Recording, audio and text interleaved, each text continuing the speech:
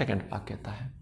अब इसका थर्ड भाग ये कहता है 164, 3 भाग इसमें ये कहता है कि जो मंत्री परिषद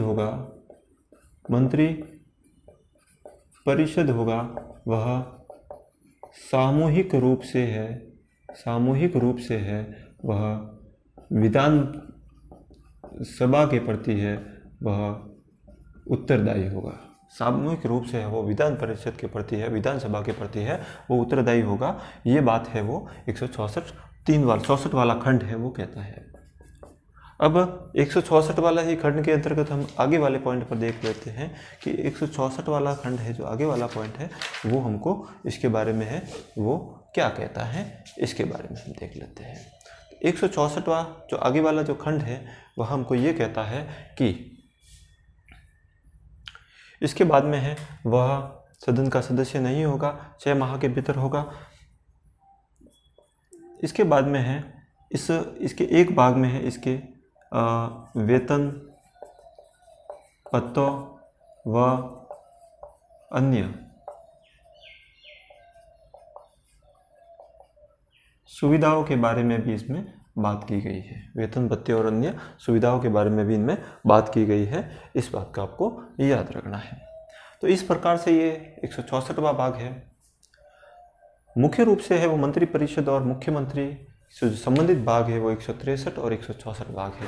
जो मंत्री परिषद से संबंधित है, मुख्यमंत्री से संबंधित है, 163 और 164 भाग है। इस पॉइंट को आपको इम्पोर्टेंट है वो याद रखना है। आगे हम पॉइंट इसके बारे में हम देख लेते हैं।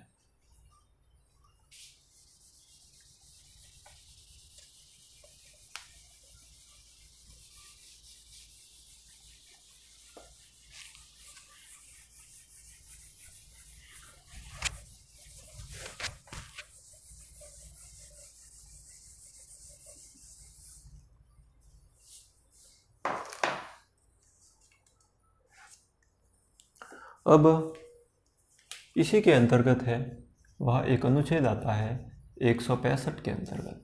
165 है वैसे तो है वह राज्य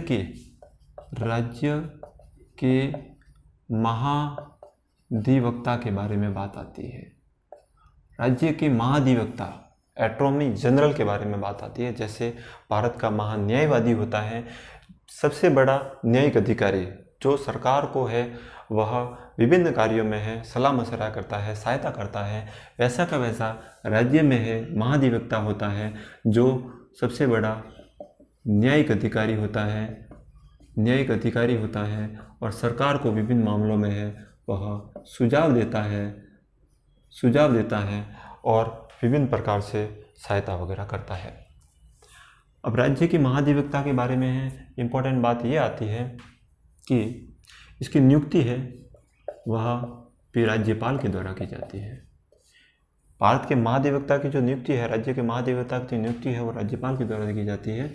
और महाधिवक्ता के बारे में ही देख लेते हैं कि महाधिवक्ता की योग्यता क्या होती है।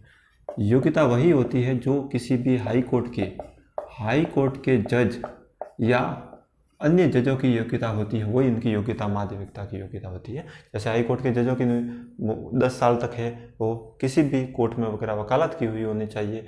5 साल तक है वह डिस्ट्रिक्ट कोर्ट में है वह जज रह चुका हो, ऐसे व्यक्ति को भारत का महाधिवक्ता है वह नियुक्त कर सकते हैं, राज्यपाल के द्वारा की जा सकती है। यदि वो अपने पद से इस्तीफा वगैरह देना चाहता है, अब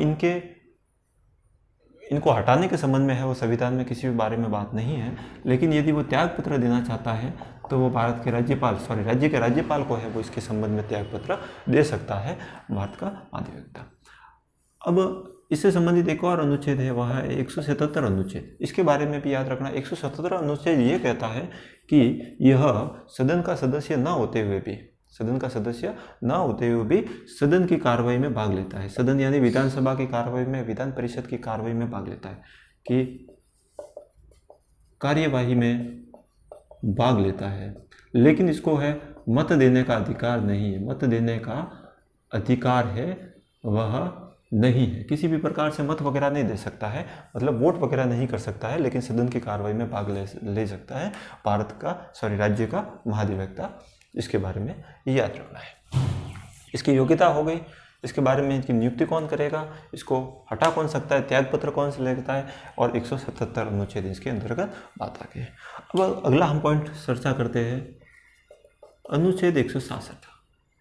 अब अनुच्छेद 166 हमको ये कहता है, अनुच्छेद 166 है वह हमको ये कहता है कि राज्य की जितनी भी पूरी कार्यपालिका शक्तियां हैं वो राज्यपाल के अंतर्गत अंतर्निहित होती है।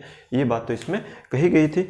इसके आगे ये पॉइंट हमको ये कह रहा है, 166वां अनुच्छेद हमको इसमें ये कहता है कि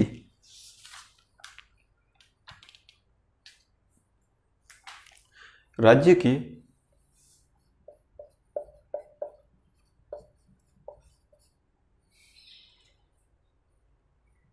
जितने भी कार्य हैं वह है राज्यपाल के नाम से किए जाएंगे, राज्यपाल के नाम से किए जाएंगे।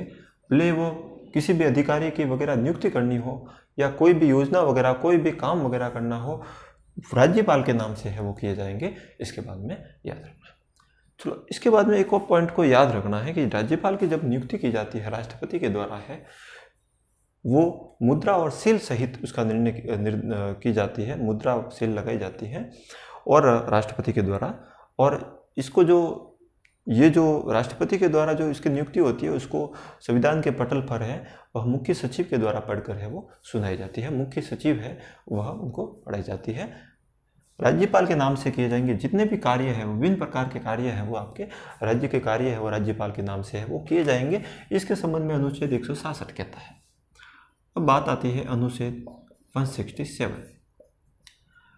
अनुच्छेद 167 क्या कह रहा है? अनुच्छेद 167 ये कहता है कि राज्यपाल को अधिकार है, राज्यपाल को अधिकार है कि शासन के जो विभिन्न काम है, शासन के विभिन्न काम हैं, इसकी सूचना मांगने पर, इसकी सूचना मांगने पर है वह सीएम का कर्तव्य है, सीएम का कर्तव्य है कि राज्यपाल को शासन के संबंध में विभिन्न सूचना वगैरह पहुंचाए। यह बात करता है 167 नंबर। अब इसी खंड के अंतर्गत है वह राज्यपाल को यह भी इसमें कर्तव्य बताया गया है कि राज्यपाल यदि कोई महत्वपूर्ण प्रस्ताव है और वो सदन की कार्रवाई में रखा गया है लेकिन इससे पहले है वो कैबिनेट में नहीं रखा गया है, तो राज्यपाल के कहने पर है वह उस प्रस्ताव को कैबिनेट में रख सकता है, रखा जाता है।